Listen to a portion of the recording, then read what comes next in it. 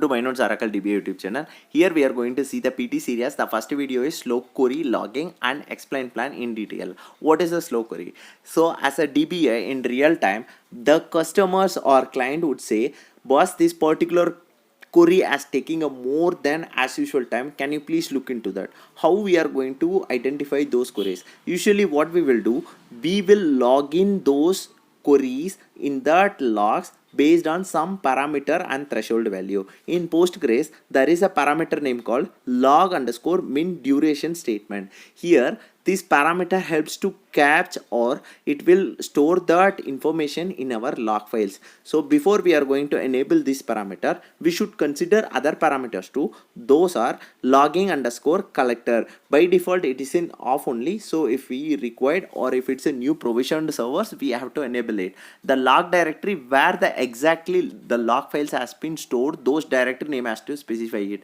Log underscore file name. Here we are going to specify the particular log file which the pattern names like yearly, month and date and time, everything has been specified for the log pattern. And for last one is log underscore statement. Here we have to specify what kind of log statements we are going to capture it, because if it supports none and DDL and all statements, if we are going to specify the all statements, we should consider how much the space we have, and if it enable it, so the space also it consume gradually over high into our machine. So once I have connected my database, I am going to see the parameters details by using the show command, or else we can verify through the VI of Postgres configuration file. So we can see one by one in detail. I'm going to execute show logging underscore collector parameter. Yeah, it's a typo error. I'm going to change it. Logging. Yeah, if you see here, the result has been shown on, and the second parameter is show log underscore directory where the log files has been stored. So here actually I have mentioned for pg underscore log directory. Over there all my logs has been maintained.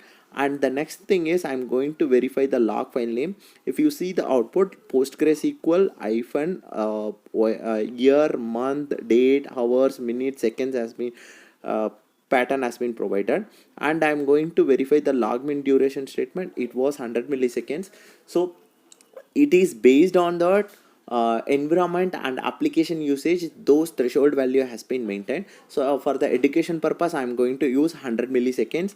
So the next thing is I'm going to verify the where exactly my data directory has been located. So I'm going to use show data underscore directory. So if I use that, you can see the result. So it was like U01 PG base and data. So I have just copied that data directory location, and I have opened that another tab.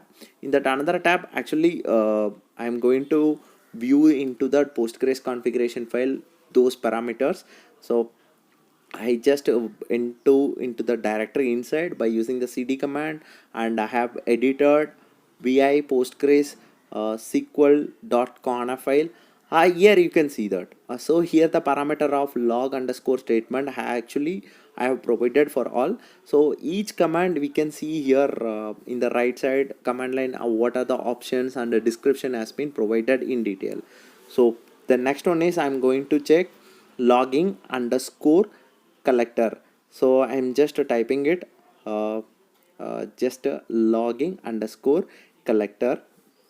So if you see the result, it is in on. By default it will be in off. So and the detail as I mentioned earlier, so already it's provided here. And the next parameter also you can verify here, the log directory where all my logs were stored, pg underscore log, and the file name also you can see the pattern. The pattern of the log file has been defined here. Switch back into our database screen. Now I am going to verify the list of tables available on my Postgres database by using \dt. If you could see the result, which provides the test and the tslow tables are exist on my Postgres database. Now I am going to execute \timing, which helps to understand or which provides the timing or duration of the particular query has been taken. Now I have executed. Right now I am going to execute select count star of the T-slow table. It has been provided 5 million records reside on the particular table. The duration was 967 millisecond. Right now I am going to execute one more query, that is select max ID of that particular table. It has been provided that max ID result as well, along with the duration was 977 millisecond. As we mentioned, that query, whatever the duration more than 100 milliseconds, that we are considering as a slow query. So those queries has been logged in or not. So what I am going to do, I am going to just into the pglog directory along with the latest log file. So I am going to edit that file by using the vi. If you could see that, as we mentioned, log statement equal to all, it capture all the statements whatever we executed inside the database. So those information has been captured here. Now you could see the show commands, whatever we executed, logging collector, log directory, file name, log min duration, and show data directory. All the informations are there, and the \dt, that backend select query also has been displayed here. You could see that at the end the count of star of the particular table and the duration has been mentioned here.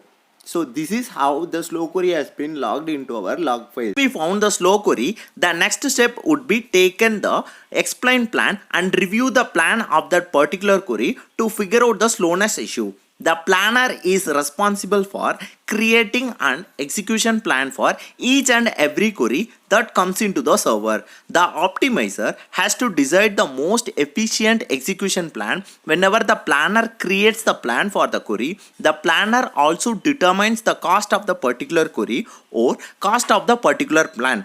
The optimizer will make a decision and figure out which plan is the lowest cost and will take the plan and give it to the executor for execution. To view the plan that has been chosen by the optimizer for the execution, we can use the explain command. When we use the explain query, we can view the explain or execution plan of that particular query. The explain plan syntax has been given below. Explain, option, SQL statement. Those options are analyze, verbose, cost, buffers, timing, summary. Analyze. When you use the explain analyze, we will able to view the execution plan as well as total execution time and planning time of that particular query. Verbose, to view some more details. Cost, to view only the cost. Buffers, to view the buffer usage by that particular query. Timings, also we can view the timings of the query. Format, so the output of the format we can made it as per our convenience based on the text, XML, JSON and YAML formats. Also we have to notify the explain plan outputs, that is cardinality, which means the number of rows estimated. Access method, sequential or index scan. Join method, hash or nested loops, etc. Join type, join order, sort and aggregates. Connect our database server. I am going to execute explain select star from tslow. That query output has been given below. The result shows sequential scan. It estimated sequential scan to retrieve number of rows of 5 million rows and the width is 14. Here the main part is cost. Based on the cost, the optimizer will decide whether to use this query plan or not. The cost contains two components. The first one contains 0.0, which also known as estimated startup cost. There may be some cost involved sorting, joining, that has to be done prior to the actual result is created 77,204. The total cost, which includes every cost of the query including startup cost also. As a developer or DBA, we should focus to reduce the total cost of the query. Execution plan displays the result of estimated number of rows output by this plan node, which is 5 million records, as well as the estimated average width in bytes of rows output by this plan node. Let's take another example with multiple tables. I'm going to create two tables. One is a city, another one is office. Those two create tables has been copied and pasted on my database. Those two tables, city and office, were created successfully without doing any analyze, which means I'm not updating the current statistics. I'm going to execute or writing a explain analyze for this two table joining based on the city ID column. Here I am using the explain analyze, which means it will display the planning and execution timings as well as the current execution or cost of the plan, and expected actually cost has been displayed on the screen. In this output, we could see the hash joining is happening. The startup cost is 25.52 as well as the total cost is 71.03. It also gives us number of estimated rows to be joined, that is 1570 rows.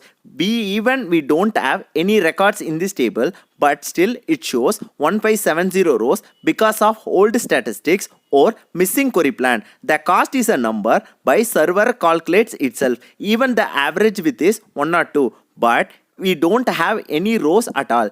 When we look at the actual time, the startup cost is 0 and the total cost is 0, number of rows as well 0. Actually there are no rows, hence the planner bit confused and taken the arbitrary numbers. So we are going to add some data and verify the explain plan one more time. Now I am going to add 4 rows in the city table as well as going to add 400 rows in the office table. If you could see the result, our city table contains 4 rows and office table contains 400 rows. Let's update the query planner by using analyze. Once we done the analyze, our query planner devising the right execution plan, let's move on to take the explain plan. If you could see the result, the same query as written in that we are joining the tables based on the city ID column against the hash joining is happening. If you could see the cost, it has been gradually reduced from 1.09 to 11.25 and not even 71.03 or some around the number. It has shown the exact right numbers, that is estimated rows are 400. It is not showing us 1510 because our plan is up to date. My plan is right away near to the what actual time will be and number of actual rows will be. Here the sequential scan is happening on the office table. Hash joining is happening here between city and office. We can see here it is going to join based on the city ID column. It is doing a hash join on the table which is smaller, and it also shows bucket and memory has used to, in case if it shows the disk somewhere, it means it is using a disk for performing that type of join.